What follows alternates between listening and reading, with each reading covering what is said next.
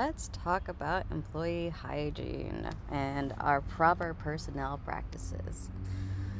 So, a part of our current good manufacturing practices and also a part of hygienic zoning is making sure that employees follow proper practices so that they are not causing contamination of the product or the facility.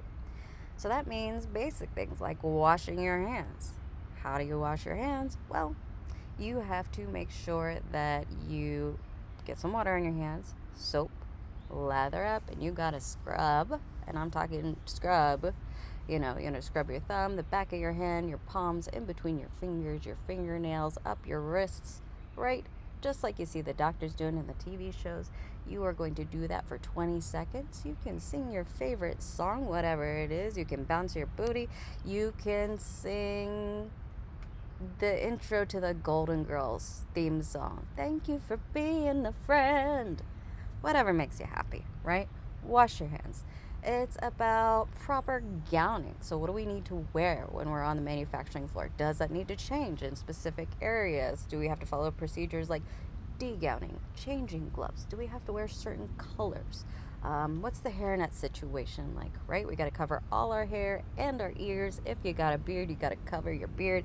If you're bald, I'm sorry, you got to wear a hairnet too. It is what it is. You could have micro hairs, apparently. I don't make the rules, I just tell you what they are. And so, all of these combined together help protect the product, right? And it's other basic things like you don't eat or drink on the manufacturing floor. You don't wear jewelry. You don't wear fingernail polish or fake nails or fake eyelashes or excessive perfumes or colognes, right? Because all of these things, they could end up in the product or they could cause hazards themselves. So we're doing the best that we can to make sure that just on a daily basis, we're running at an optimum level, right? It's our baseline. We're doing good. We've got a food safety culture set up that we know we're protecting our product.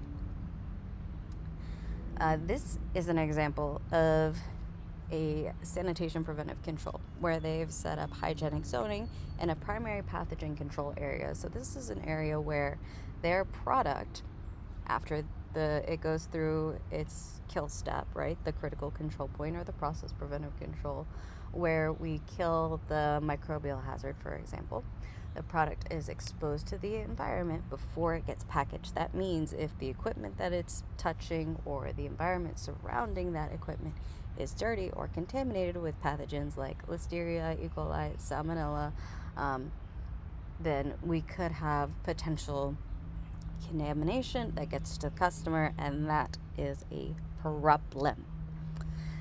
So this is why we do all of those practices. We don't come into work when we're sick. Oh my gosh, Chipotle was a big offender for this. They've had a lot of food outbreaks, right?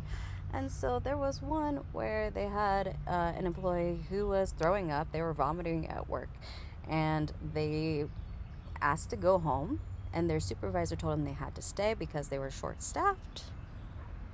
And so they stayed, and they put together a catering meal for a basketball team, and the whole basketball team got sick. So please don't make your people stay at work when they're sick. And if you're sick, please call out.